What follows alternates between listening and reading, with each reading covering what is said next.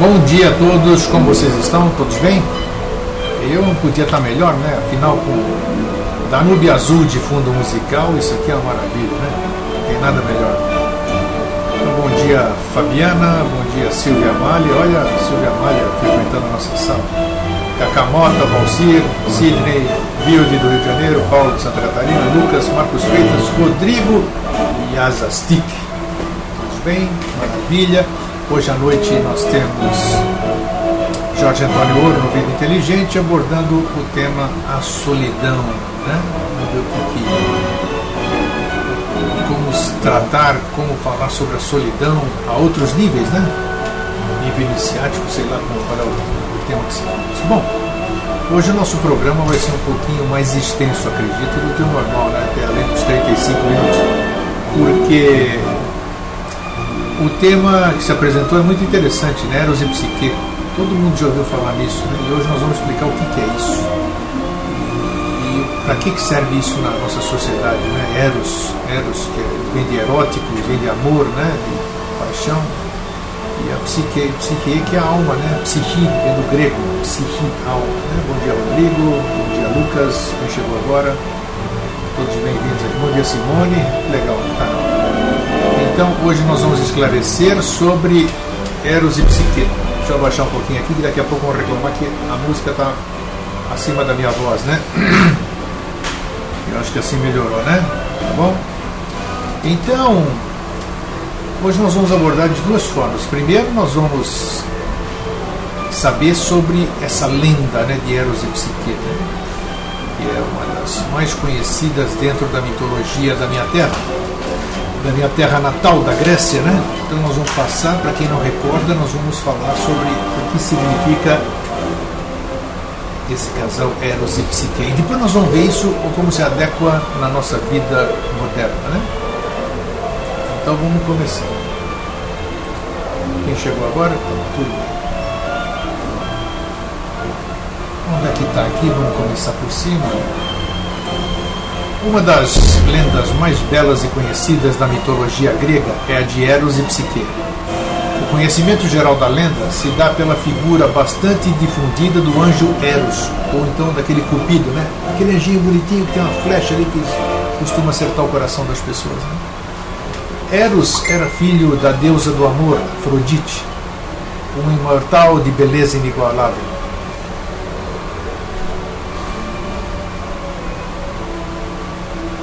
Já Psique, mortal, era uma das 3 filhas de um rei, todas muito belas, capaz de despertar a admiração de qualquer pessoa, tanto que muitos vinham de longe só para apreciá-las. Logo, as 2 irmãs de Psique casam-se. Apenas a jovem não casa, ainda que seja a mais bela das 3, e justamente por isso era a mais temida, já que sua beleza fazia seus pretendentes terem medo, tão bonita que era a mulher. Consultando os oráculos, os pais da jovem entristeceram-se pelo destino da filha, já que foram aconselhados a vestirem-na com trajes de núpcias e colocarem-na no alto de um rochedo para ser desposada por um terrível monstro. Na verdade, tudo fazia parte de um plano da vingativa Afrodite, que sofria da inveja e tinha inveja da beleza da moça. Assim que a jovem Psique foi deixada no alto do rochedo, um vento muito forte, Zéfiro, soprou e a levou pelos ares, e ela foi colocada em um vale. Psique adormece exausta, e quando acorda parece ter sido transportada para um cenário de sonhos. Um castelo enorme de mármore e de ouro, e vozes sussurradas que lhe informavam tudo o que ela precisava. Foi levada aos seus aposentos e logo percebeu que alguém a acompanhava. E logo descobriu que era o marido que lhe havia sido predestinado. Ele era exatamente carinhoso e a fazia sentir bastante amada, mas ele havia colocado uma condição, que ela não poderia vê-lo, pois se assim o fizesse, perderia ele para sempre. Psique concorda com ele, com a condição, e permanece com ele. O próprio Eros, que tinha sido encarregado de executar a vingança da mãe, que era Afrodite, se apaixonara por Psique. mas que tente se manter escondido para evitar a fúria de Afrodite. Com o passar do tempo, ela se sentia extremamente feliz, porque seu marido era o melhor dos esposos e a fazia sentir o mais profundo amor, mas resolve fazer-lhe um pedido arriscado: o de ir visitar seus pais. Mesmo com a advertência dos oráculos e o temor do esposo, ela insiste até que Eros cede, deixando que ela visitasse seus pais. Da mesma forma que ela veio, ela foi transportada até o seu novo lar. Psique chega na casa dos pais. O reencontro gera a felicidade dos pais e a inveja das irmãs, que enchem-na de perguntas sobre o marido, e ela acaba revelando que nunca tinha visto o seu rosto. Elas acabam convencendo-a que ela deveria vê-lo e ela se enche de curiosidade. Toda mulher. Quando a noite chega, ela retorna à sua casa. O coração dela está totalmente tomado pela curiosidade. Então ela acende uma vela e procura ver o rosto do marido. Vocês conheciam essa história? Ela fica totalmente extasiada e encantada pela beleza estonteante do marido oculto, Eros, que teria feito esse pedido para que a esposa se apaixonasse pelo que é e não pela sua beleza. Olha só o ensinamento aqui. Psique ficou tão deslumbrada pela visão do esposo que não percebeu que uma gota da cera da vela pinga no peito do amado e o acorda assustado. Mancada, né? Ele, ao ver que ela tinha quebrado a promessa, a abandona. Sozinha e infeliz, Psique começou a vagar pelo mundo, passando assim por vários desafios e sofrimentos impostos por Afrodite. Como uma vingança por ela ter ferido seu filho, a jovem luta tentando recuperar o seu amor, mas acaba entregando-se à morte, caindo num sono profundo. Isso diz a lenda, né? A mitologia. Né? Ao vê-la tão triste e arrependida, Eros, que também sofria com a ausência da amada, implorou a Zeus que tivesse misericórdia deles. Com a concessão de Zeus, Eros usou uma de suas flechas, despertando a amada, transformando-a numa imortal e levando-a para o Olimpo. A partir daí, Eros e Psique nunca mais separaram-se. O mito de Eros, que é o amor, e Psique, que é a alma, retrata a união entre o amor e a alma. Em grego, psique, né, que significa tanto borboleta como alma. Uma alegoria à imortalidade da alma, simboliza também a alma humana provada por sofrimentos e aprovada, recebendo como prêmio o verdadeiro amor que é eterno. Esta é a história. Bom dia, velho. Bom dia, Alexandre. Bom dia, Rosângela. Bom dia, Grego, Tarciane. Esse simbolismo da história de Eros e Psique, que eu recomendo, eu vou postar esse texto logo em seguida, eu recomendo que vocês leiam, né? Eu li agora para vocês a história da mitologia. É uma das histórias, a forma de se contar essa história, né? Existem outras, né? Mas aqui já temos um ensinamento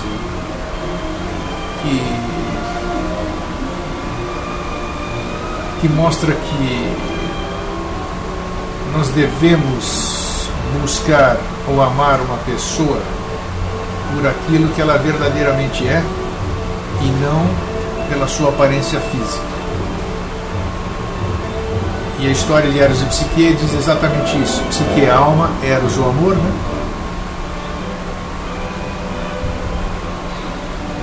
Houve a traição, vamos dizer, de Psique, da alma, que por buzinação das irmãs atiçou a sua curiosidade, que fez com que ela fosse quebrar a promessa com o seu amado, que era Eros, e de noite, enquanto ele estava dormindo, ela se aproximou com uma vela para poder olhar o rosto dele. Ela fez isso, olhou o rosto dele e ficou, nossa, maravilhada, porque que amava o marido sem nunca ter lhe visto o rosto, amava pelo que ele era, né? Sem ver a sua aparência externa. Ficou encantadíssima depois, mais ainda quando viu a beleza física dele. Mas só que uma gotinha da cera da vela caiu no peito do marido e acordou. E assim, por ela ter quebrado um compromisso, quebrado a palavra, ele abandonou. E ambos ficaram, claro, né? Eros, amor, psique, alma. Imagine os dois separados, né? Depois de terem um convívio maravilhoso.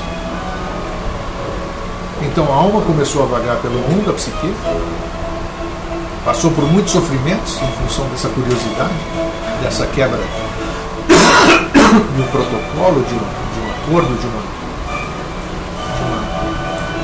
promessa de fidelidade.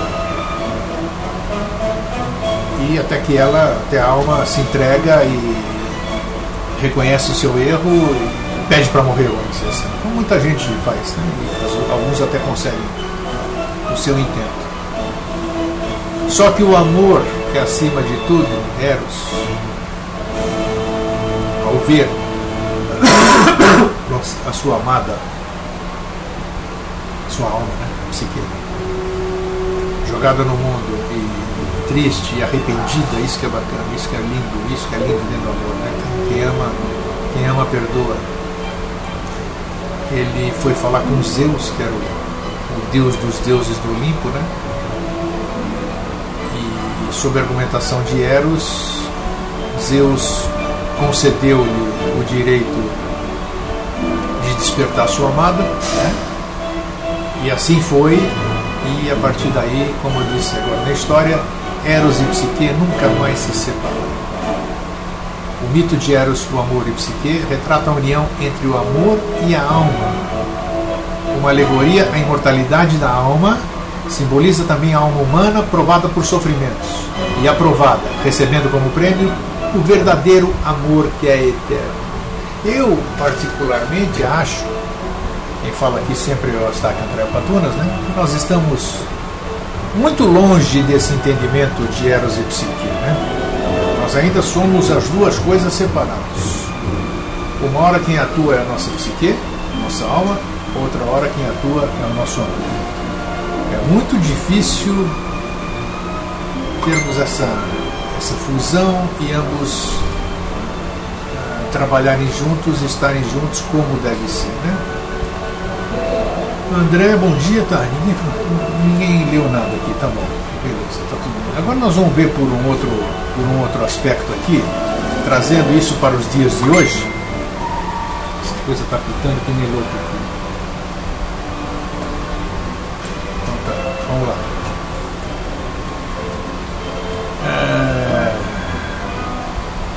Vamos trazer isso para o dia presente. Essa aqui foi a lenda, né? E agora eu pergunto assim, trazendo para o dia de hoje, como é que a gente poderia, vamos dizer, esse mito é o que melhor representa o ser humano atual, o homem atual. Então vamos ver um outro texto que eu trouxe de um psicólogo, né? O psicólogo conhece bem a história e esse aspecto do que significa Eros e Psique nessa questão. E pergunta-se aqui, qual mito poderia descrever ou revelar melhor o homem atual, esse mal recém-nascido homem contemporâneo? James Hillman levanta a possibilidade de ser a bonita e sofrida história de amor entre Eros e Psique, que teve um final feliz, mas foi sofrida durante a sua gestão. Realmente existe um sofrimento, né, dentro de todos os amores. É muito difícil um amor, não raro, né, mas não é impossível, mas é muito difícil. Para se ajustar a alma com amor é difícil, principalmente entre duas pessoas. Nessa narrativa vamos encontrar não mais uma sociedade baseada em guerras e jogos políticos por controle e poder, pois seja pela lei do pai ou pela lei da mãe, é sempre a incompletude dos seres apartados o que domina a alma nas sociedades governadas por mitos genitores, por mitos dos pais. Eros e Psique revelam então outra possibilidade, o mito de uma outra identidade para o homem, não mais a do filho, do herói ou do guerreiro, mas a do homem amante, livre no gozo pleno de si mesmo, ainda assim irmão de todos os homens, mas mais envolvido com os problemas da fraternidade universal do que com as beligerâncias por poder. Olha só a adaptação da história para a nossa sociedade moderna. Quando os polos arquetípicos do gênero humano, masculino e feminino, param de guerrear entre si, de se anular e de se subjugar um ao outro, é quando voltam os olhos um em direção ao outro e lentamente perfazem o caminho de volta, da aproximação e da gradativa consciência, crescente e respeitosa de um para com o outro.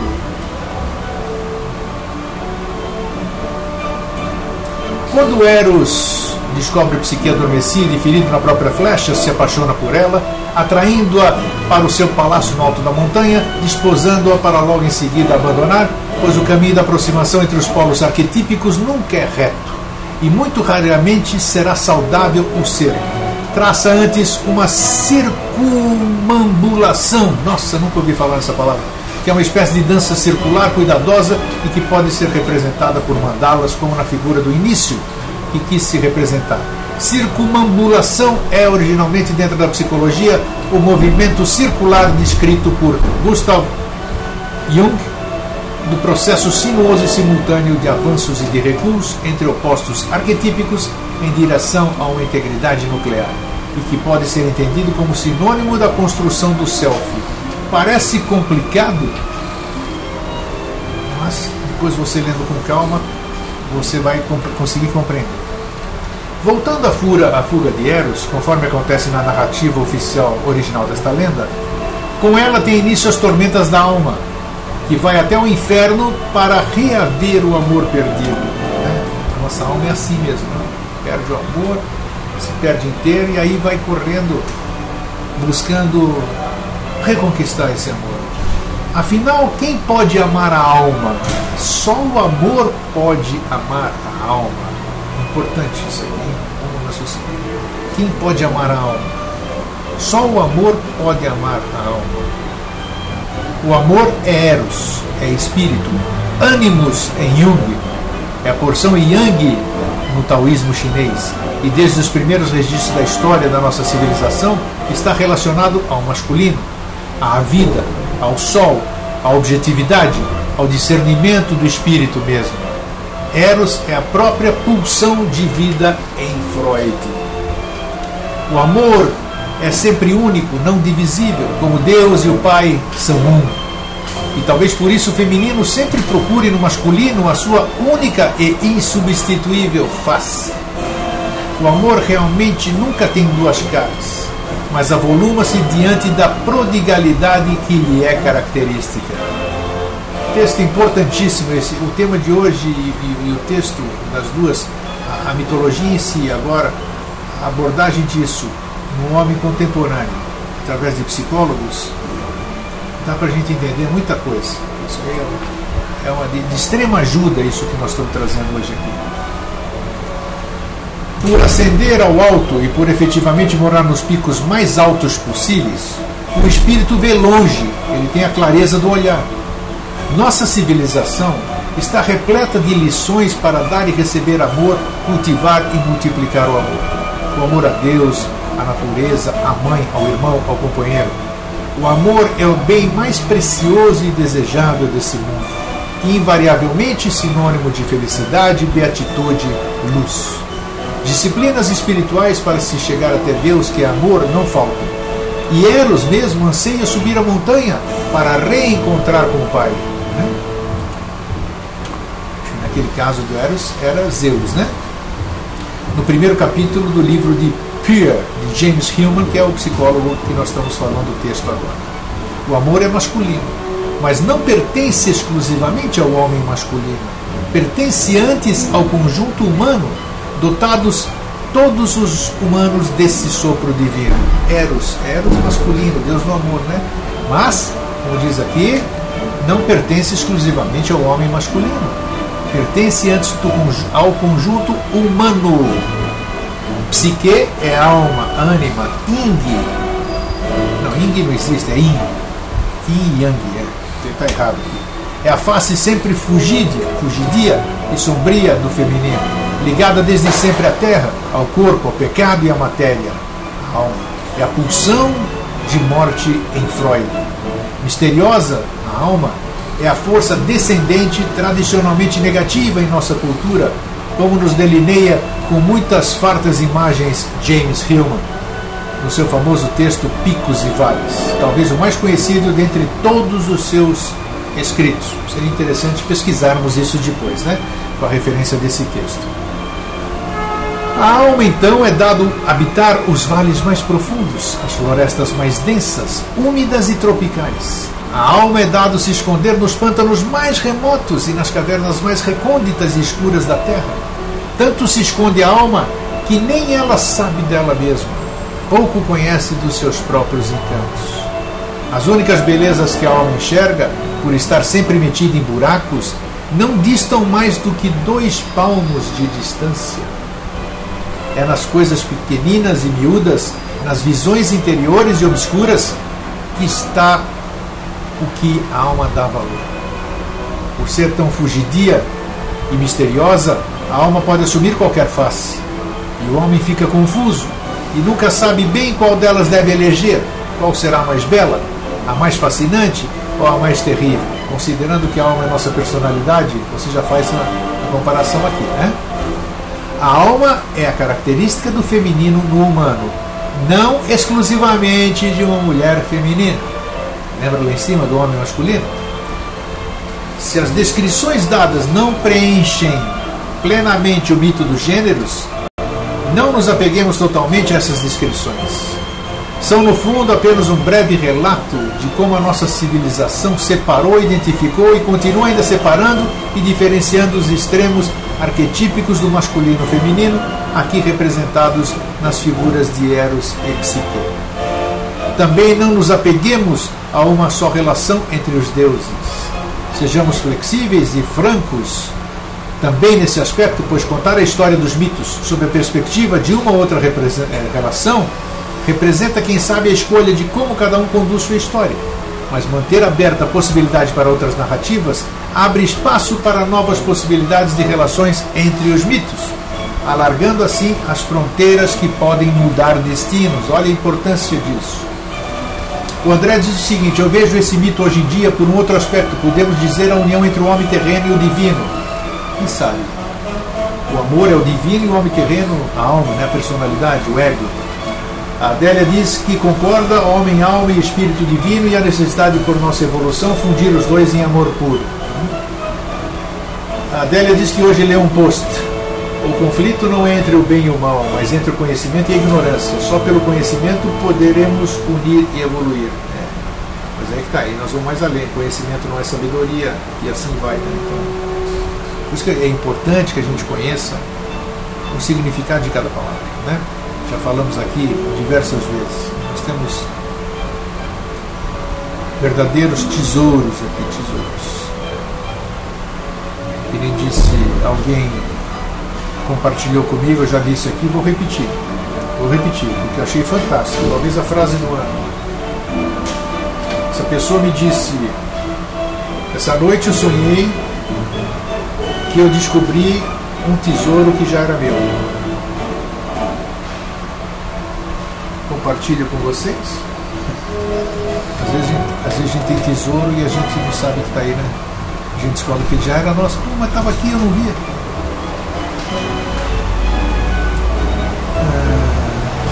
André, eu sou a favor de entrarmos em uma sequência com diversos mitos da Grécia, trazer todo o panteão para discutirmos. André, por incrível que pareça, essa intuição me veio ontem, entendeu? Eu preciso maturá-la um pouquinho. Que legal que você captou a mesma coisa, né? Por isso que eu digo, as ideias estão aqui em cima, basta a gente captar, né? Não é eu intuir. Ela está aí. Meu canal estava lá e pegou a ideia. Isso aí, boa, mas eu já pensei nisso. Já pensei nisso ontem mesmo, André. Bem bolado. Délia D'Amato, conhecimento e a prática dele efetivamente na nossa vivência no dia a dia nos leva à sabedoria. É isso mesmo.